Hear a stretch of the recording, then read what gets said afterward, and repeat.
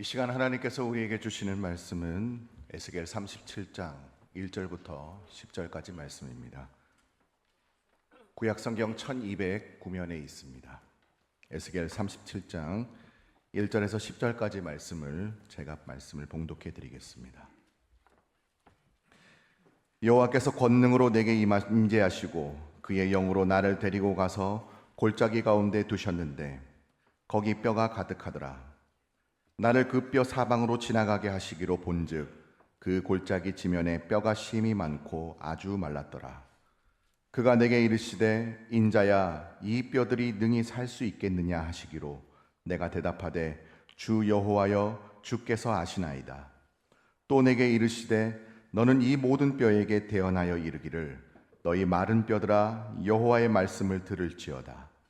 주 여호와께서 이 뼈들에게 이같이 말씀하시기를 내가 생기를 너희에게 들어가게 하리니 너희가 살아나리라. 너희 위에 힘줄을 두고 살을 입히고 가죽을 덮고 너희 속에 생기를 넣으리니 너희가 살아나리라. 또 내가 여호와인 줄을 너희가 알리라 하셨다 하라. 이에 내가 명령을 따라 대언하니 대언할 때에 소리가 나고 움직이며 이 뼈 저 뼈가 들어맞아 뼈들이 서로 연결되더라. 내가 또 보니 그 뼈에 힘줄이 생기고 살이 오르며 그 위에 가죽이 덮이나 그 속에 생기는 없더라. 또 내게 이르시되 인자야 너는 생기를 향하여 대언하라. 생기에게 대언하여 이르기를 주 여호와께서 이같이 말씀하시기를 생기야 사방에서부터 와서 이 죽음을 당한 자에게 불어서 살아나게 하라 하셨다 하라. 이에 내가 그 명령대로 대언하였더니 생기가 그들에게 들어가매 그들이 곧 살아나서 일어나 서는데 극히 큰 군대더라. 아멘. 오늘 말씀을 생각하면서 한번 따라하겠습니다. 조국 대한민국을 살아나게 하겠습니다. 아멘. 얼마 전에 전 세계적인 언론사인 포브스지가 발표한 2025년 세계 10대 강대국 리스트를 발표했습니다. 한국은 몇 위겠습니까? 이번 평가는 리더십과 경제적인 영향력 그리고 정치적인 힘, 국제동맹, 군사력 이 5가지를 지표로 그 기준으로 삼았다고 합니다. 놀랍게도 대한민국이 6위에 올랐습니다. 1위 미국, 중국, 러시아, 영국, 독일, 그 다음에 대한민국, 프랑스, 일본 이렇게 순으로 나왔습니다.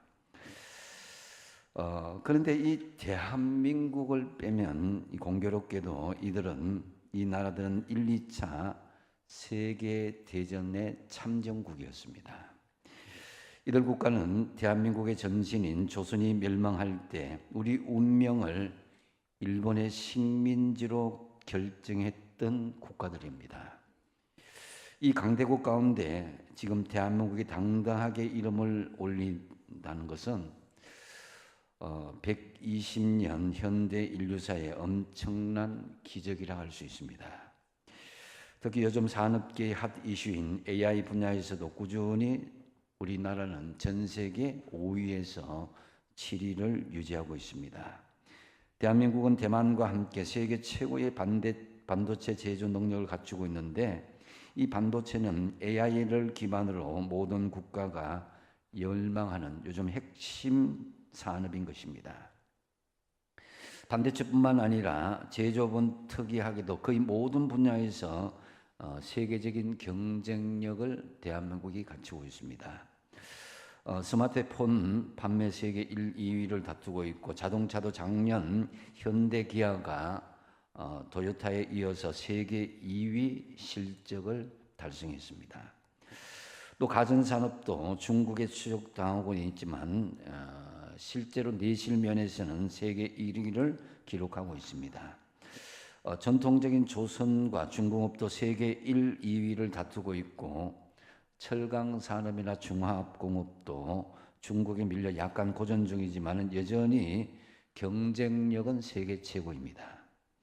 특히 대한민국은 원자력 발전소를 자체적으로 짓고 수출하는 몇 안 되는 나라이기도 합니다. 그리고 소위 K방산이라 불리는 대한민국의 방위산업은 더욱 놀랍습니다. K9이 전 세계 자주포 시장의 50% 이상을 휩쓰는가 싶더니 그 어렵다는 인공위성을 쏘아 올리고 그걸 기본으로 현무라는 엄청난 파괴력을 가진 미사일까지 개발했습니다.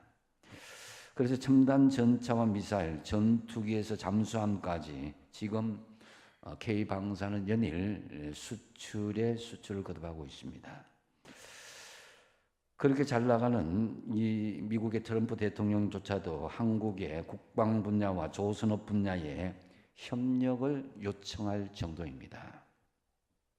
뿐만 아니라 K문화라 이끄는 한류 문화는 드라마, 영화, 음악, 연극, 음식 등에 이어서 심지어 한글도 이제는 세계적인 열풍으로 위상이 높아지고 있습니다. 여러분, 이처럼 대단한 대한민국 이 나라에 여러분이 살고 있습니다. 그런데 이런 긍정적인 이면 뒤에는 어두운 대한민국의 모습도 같이 공존하고 있는 것이 사실입니다. 빈부와 사상, 세대 간의 또 사회 양극화 현상은 지금 더욱 심화되고 있고 자살률은 OECD 국가 중에서 독보적인 1위를 지속하고 있고 젊은 층들은 결혼과 출산을 기피한 현상들이 점점 가속화되고 있습니다. 지난 5월 28일 수요일에 대한민국은 초고령 사회에 진입했다는 우리가 뉴스를 접하였습니다. 65세 이상의 인구가 전체 인구의 20%를 넘었다는 이 수치는 단순한 통계가 아니라 우리 사회의 구조적인 변화를 의미하는 것이다라고 할 수 있습니다. 사실 이 고령화는 이미 예견은 되었지만은 이렇게 빠르게 진행될 줄은 몰랐습니다. 고령 인구의 증가는 노동력의 감소와 연금 재정의 압박, 의료비 증가, 다양한 사회적인 문제를 야기할 수 있는 시한폭탄과도 같은 것입니다. 특히 생산 가능 인구의 감소는 경제 성장률에도 부정적인 영향을 미칠 것입니다. 이미 울산 지역은 부분적으로 그것을 피부에 접하고 있는 현실입니다. 특별히 2025년 우리 대한민국은 6.25 전쟁 발발 75주년과 함께 광복 80주년이라는 역사적인 해를 맞이하고 있습니다. 광복 이후 지금까지 대한민국 사회에 깊이 뿌리내린 이념의 갈등, 이것은 더욱 지금 골이 깊어가고 있습니다. 이제 대한민국은 6.3 대통령 선거를 치르게 됩니다. 선주경의 대통령 선거라면은 미래의 지도자를 뽑는 즐거운 축제가 되어야 마땅하겠지만은 이번 선거는 시작부터 온통 혼돈과 무질서가 난무하는 암울한 형국을 바라볼 수 있습니다. 타협과 화합으로 모범을 보여야 할 정치 지도자들이 온통 권력 쟁취를 위한 진흙탕 싸움판을 벌이면서 국민의 마음도 양극단으로 갈갈이 찢어지고 있는 것이 사실입니다. 심지어는 가족조차도 이러한 정치 이야기는 할 수가 없는 현실입니다. 이런 현실은 바로 오늘 본문의 이스라엘의 현실과 유사한 모습을 찾아볼 수 있습니다. 이스라엘은 하나님의 말씀에 순종하고 하나님을 온전히 섬겼을 때는 나라가 부강하고 적군이 쳐들어와도 전쟁에서 승리하고 번영할 수 있었습니다. 우리나라도 과거 70년대에서 90년대에 밤낮 없이 눈물로 기도할 때 이 나라의 경제력은 흥황케 했고 축복하는 그런 기간을 걸어왔습니다. 하지만 대한민국 교회가 초심을 잃어버리고 세속화가 되고 물질의 풍요함에 젖어 있을 때 지금과 같은 위기가 슬금슬금 다가오기 시작했습니다.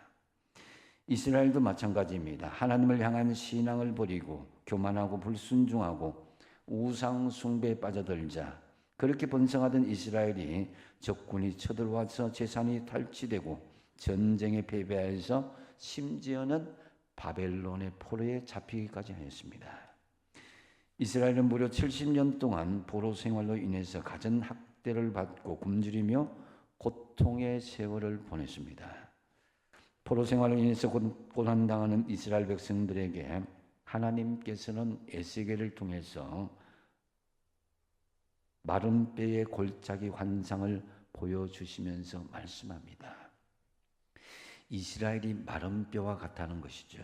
그런데 9절 하반절에 보면은 이 죽음을 당한 자에게 붙어서 살아나게 하라 그랬습니다.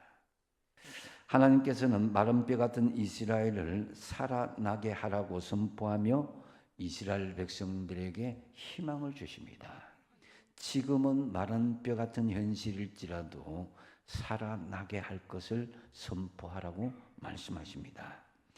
이 말씀은 곧 오늘 이 나라 대한민국을 향한 말씀입니다. 한번 따라하겠습니다. 대한민국을 살아나게 하라.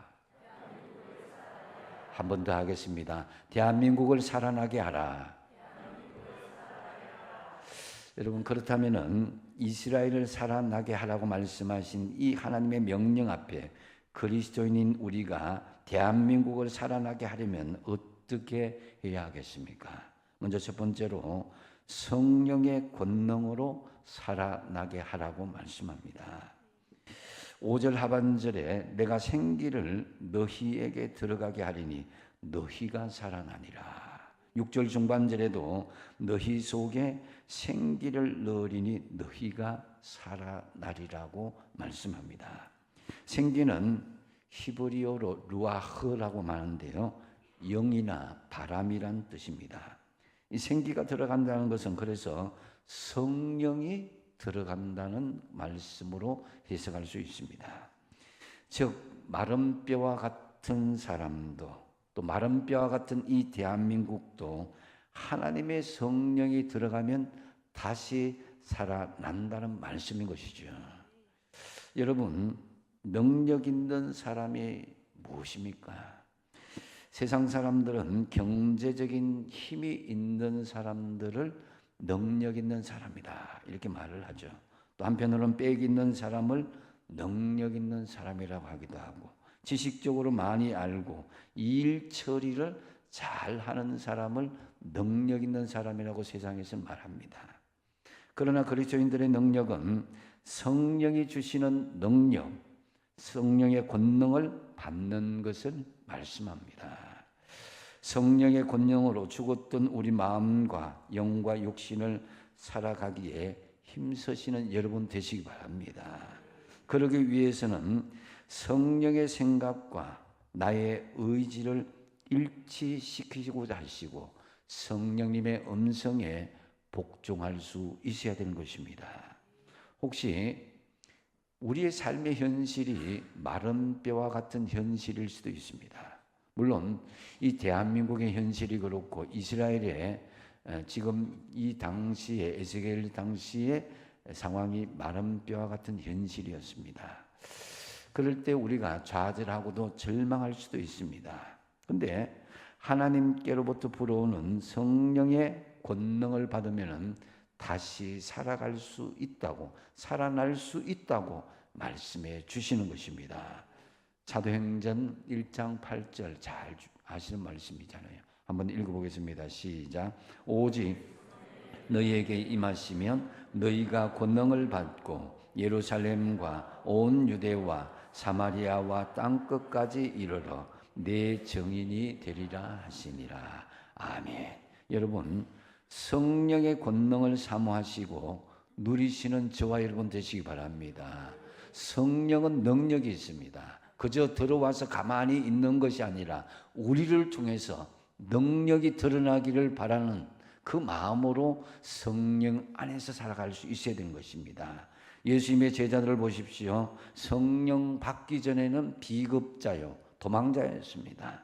그러나 성령이 임하자 권능이 임하였고 육과 마음과 영혼이 살아나서 죽음까지도 두려워하지 않고 담대히 복음을 전하는 위대한 전도자가 되었던 것입니다. 우선 여러분들이 성령의 권능으로 살아나시고 그런 후에 마른 뼈와 같은 대한민국을 살려내시는 주역들이 다 되시기 바랍니다. 두 번째로 대한민국을 살아나게 하려면 서로 소통하고 교통할 수 있어야 됩니다. 7절 하반절에 보면은 이뼈 저뼈가 들어맞아서 뼈들이 서로 연결되더라 그랬습니다. 구설이 서말이라도 꿰매야, 서로 연결해야 진정한 보석이 될 수가 있는 거죠. 이스라엘의 마른 뼈들이 서로 연결되고 서로 소통하고 교통하는 역사가 일어나자 다시 이스라엘은 살아났습니다. 우리 자신이 살고 대한민국을 살아나게 하려면은 서로 찢어지고 갈라진 것을 연결하고 소통하고 교통할 때에 다시 살아날 수가 있습니다. 사실 우리 인간은 서로의 만남을 통해서 교제하고 소통하고 생기가 넘치고 삶에 생기가 생기고 의욕이 생기는 거예요. 지금 이념으로 인한 불통으로 우리는 참 힘든 시간들을 보내고 있습니다. 소통하는 것이 무엇입니까? 사전적인 의미로는 막히지 아니하고 잘 통하는 것, 또 뜻이 서로 통하여서 오해가 없는 것을 말씀합니다. 영어로 이야기하면 understanding이라고 그러기도 하고 communication이라고 그러기도 하죠.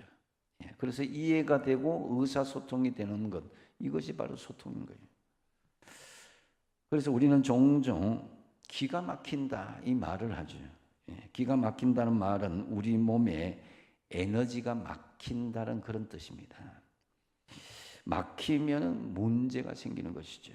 사람이 여러분 맛있는 음식을 먹는 재미보다 더 즐거운 것은요, 배설의 즐거움입니다. 배고픈 고통보다도 변비의 고통이 더 심한 것은 경험하신 분들은 너무나 잘 아실 것입니다. 우리 마음도 흐르지 못하고 우리 육신도 제대로 순환이 되지 못하면 문제가 생긴 거죠. 막힌 곳이 없이 우리 마음의 소통이 잘 되면은 그 시원한 느낌이 듭니다. 어떤 사람은 많이 이야기해도 답답한데 어떤 사람은 몇 마디 해도 시원한 느낌이 드는 거죠.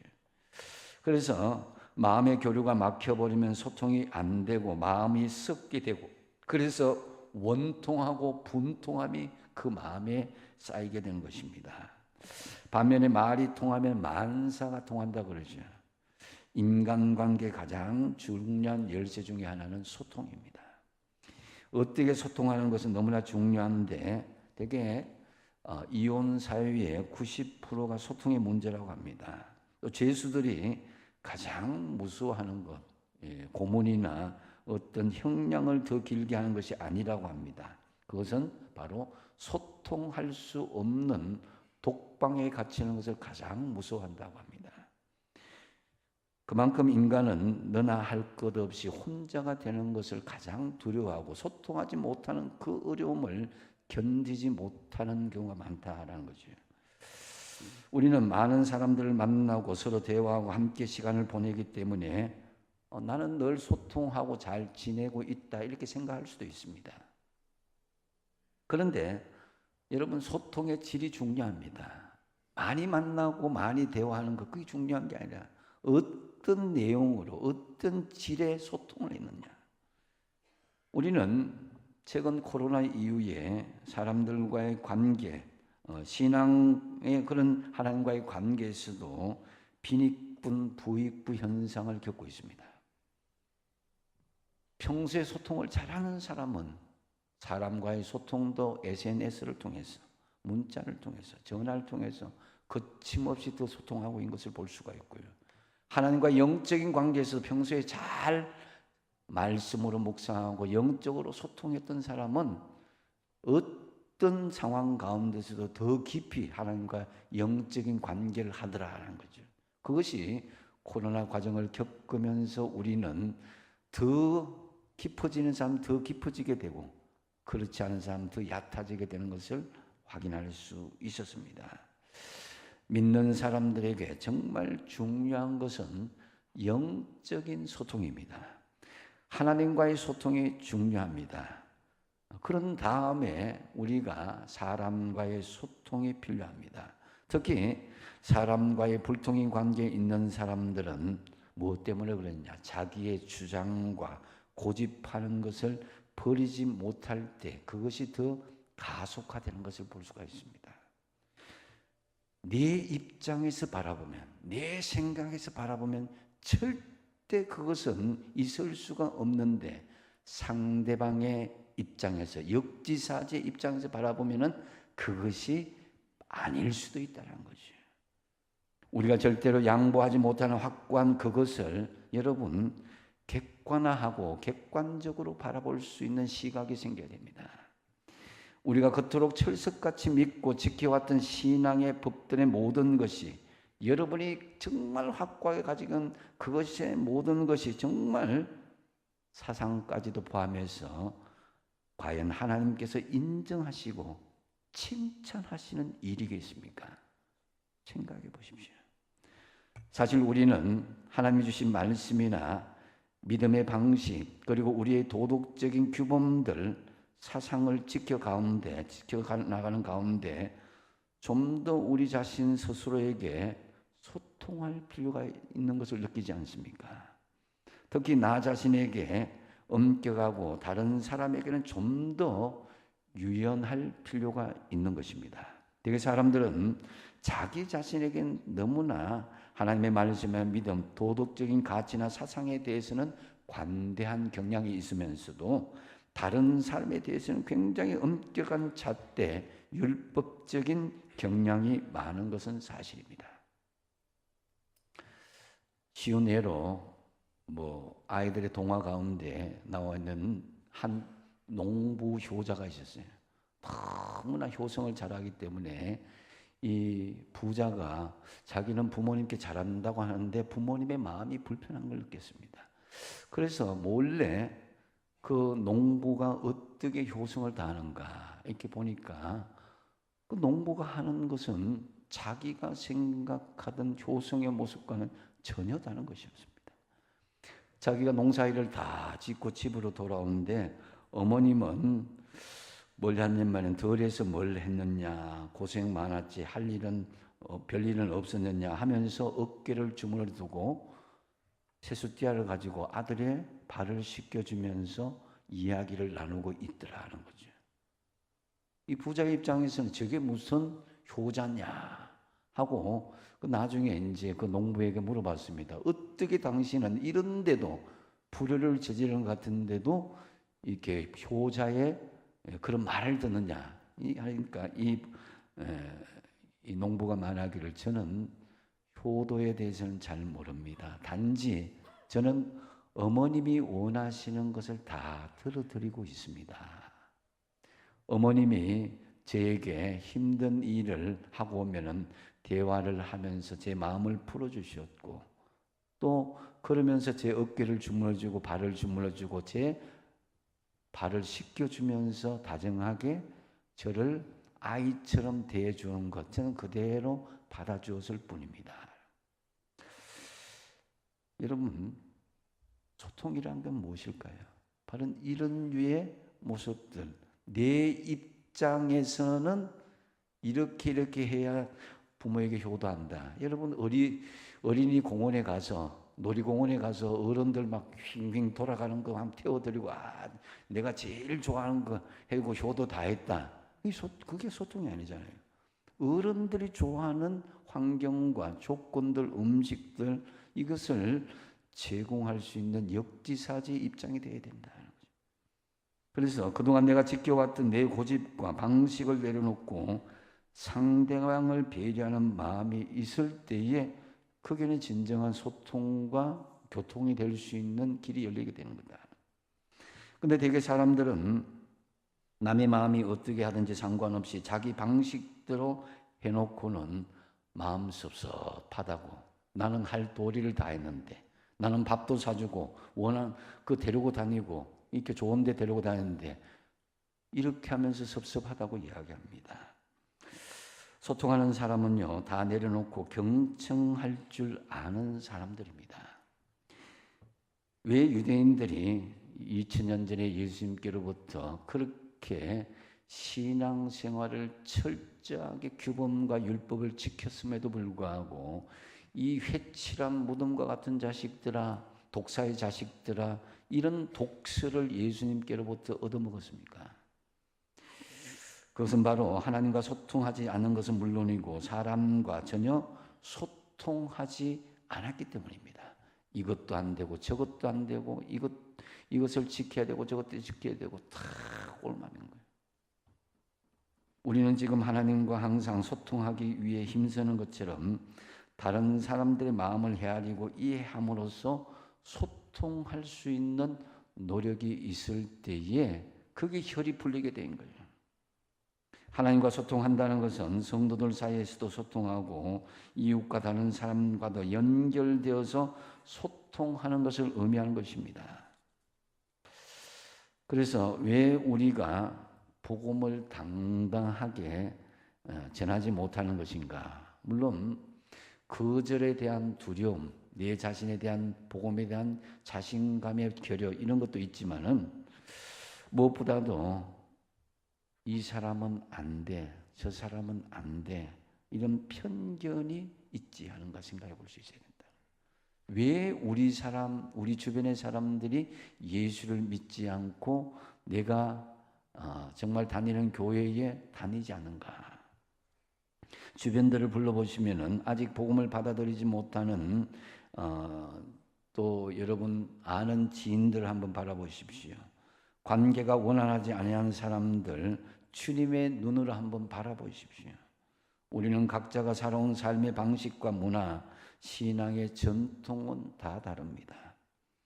다르지만 틀린 것은 아니죠. 각자의 방향이 있을 뿐입니다. 자신들이 지켜온 방식들이 절대적인 진리로 내 주장만 고집하고 주장하지 말고 상대방의 삶의 방식도 이해하고 수용할 수 있는 자세를 가져야 됩니다. 더욱이 우리는 예수 믿는 사람, 그리스도인이라는 이름을 가지고 살아가고 있습니다.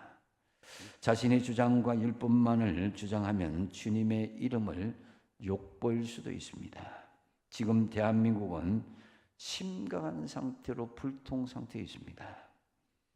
이때 우리 믿는 사람들이 이의 폭을 넓히시고 편견과 선입관을 내려놓고 좀 더 너그러운 마음으로 품어주심으로 소통하고 교통하는 데 여러분이 앞장서 주십시오. 그래야 해서 마른 뼈와 같은 이 대한민국을 살려내시는 여러분이 되시기 바랍니다. 그 다음 세 번째로 대한민국을 살아나게 하려면 연합하여서 하나가 되게 하라고 말씀합니다. 그것이 오늘 본문 그 뒤쪽에 있는 17절 말씀인데요. 같이 한번 읽어보겠습니다. 시작. 그 막대기들을 서로 합하여 하나가 되게 하라. 네 손으로 둘이 하나가 되리라. 아멘. 이스라엘이 남북 왕조가 연합하여 하나가 될 것을 명령하죠. 지금 우리나라는 남북이 나뉘어졌을 뿐만 아니라 동서가 나눠져 있고 이념으로 나눠져 있고 세대로 나눠져 있습니다.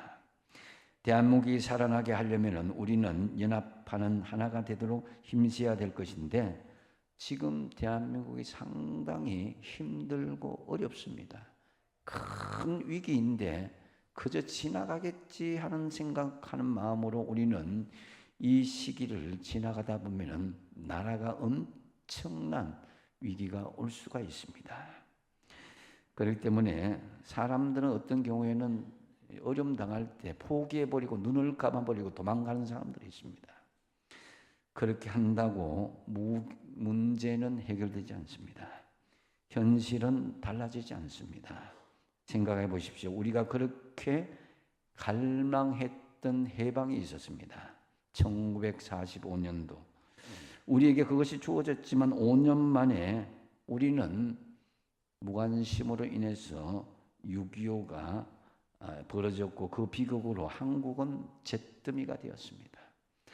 다시 예상치 못했던 더 엄청난 남북이 갈라지고 말았습니다. 온 나라가 폭삭망했고 전쟁이 끝난 후에 우리나라는 자원도 돈도 없는 세계에서 가장 못 사는 나라로 전락하고 말았습니다. 당시 유엔 산하에 등록된 120여 개국 국가 중에서 필리핀의 국민 소득이 170달러, 태국이 220달러였는데 한국은 겨우 76달러였습니다. 그야말로 회생 불가능한 그런 빈국이었습니다. 6.25 전쟁으로 잿더미가 된 나라가 이제 세계 경제 10위 경제대국이 된 것은 한마디로 기적 중의 기적입니다. 꿀꿀이 죽 먹고 구제품 입으면서 지낼 때가 불과 수십 년 전입니다. 보릿고개 중궁기 소리가 완전히 사라진 게 불과 5, 60년 전입니다. 1인당 국민소득도 이렇게 100불 미만이었던 것이 우리가 지금 3만 불을 넘어서 4만 불을 향해서 나아가고 있습니다.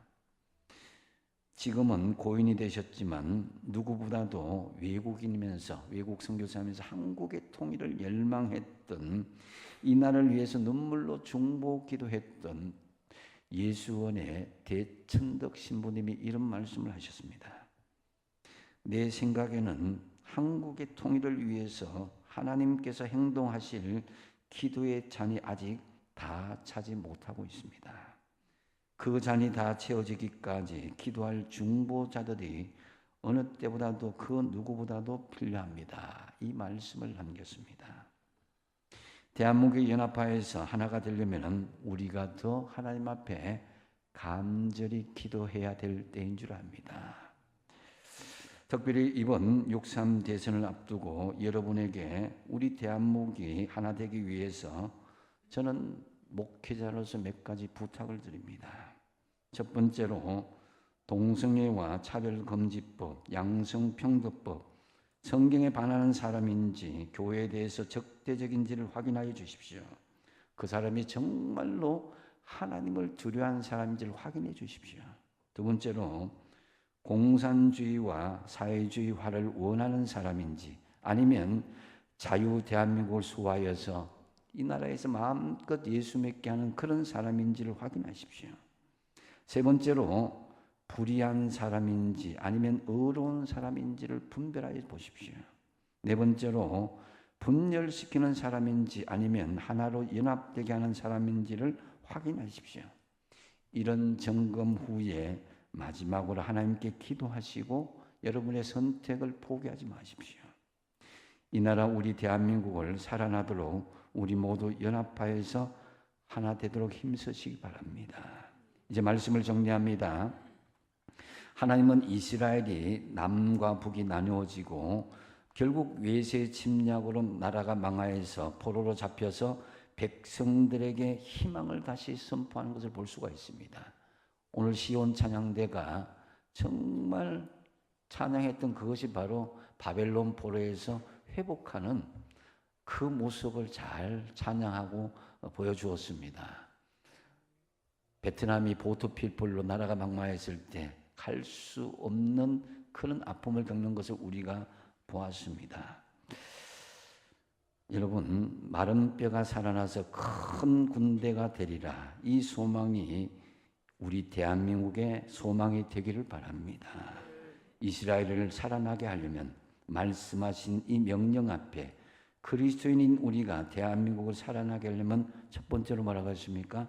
성령의 권능으로 살아나게 하라. 성령의 임재로 말미암아 권능을 받아서 대한민국을 살아나도록 하십시오. 두 번째 뭡니까? 서로 소통하고 교통하십시오. 불통인 관계에 혀를 뚫는 중재자로 소통하고 교통하는 자세로 나아갈 때에 대한민국은 살아날 수 있습니다. 세 번째로 연합하여서 하나가 되라고 그랬습니다. 연합을 위해서 기도하십시오.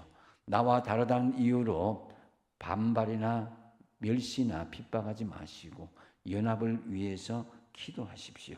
하나도 연합됨으로 대한민국을 살리는데 앞장서시는 저와 여러분 다 되시기 바랍니다. 기도하겠습니다.